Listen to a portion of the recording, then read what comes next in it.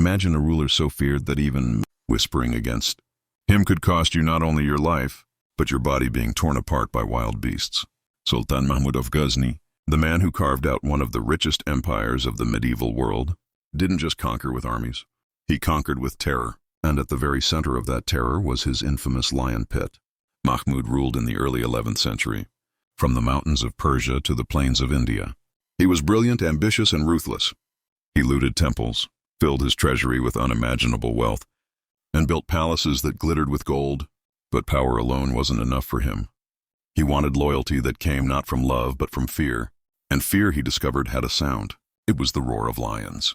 Inside his palace, the Sultan kept a pit filled with enormous hunting lions. These weren't decorative pets or exotic trophies. They were weapons, starved, trained, and conditioned to kill. They were Mahmud's chosen executioners. When someone betrayed him, when courtiers plotted or generals disobeyed, they weren't sent to the sword. They were dragged, screaming, to the edge of the pit and thrown inside. The courtiers would watch in horror as the Sultan leaned back on his throne, calmly observing the chaos while the lions ripped human bodies to pieces. For Mahmud, executions were not punishments. They were performances. The message was unmistakable. To cross the Sultan was to become meat. And this wasn't just cruelty for amusement. It was politics. Word spread quickly across the empire. City after city surrendered without resistance, because everyone had heard the stories of the lion pit. Nobody wanted to test whether the rumors were true. Fear became a weapon more powerful than any sword in Mahmud's arsenal. But the cruelty didn't stop with enemies.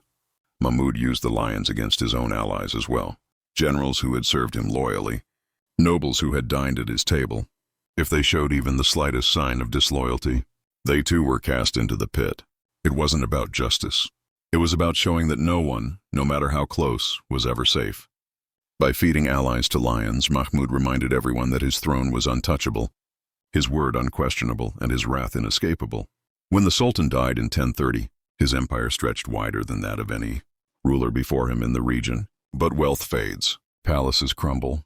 What remained in the memory of those who lived under his shadow was the chilling image of men screaming as lions closed in, the sound of roars echoing through palace halls, and the knowledge that their ruler was a man who turned human suffering into a spectacle.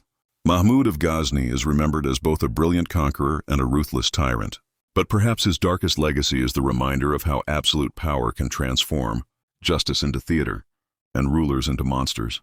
Even centuries later, his lion pit still stands as one of the most grotesque symbols of medieval tyranny.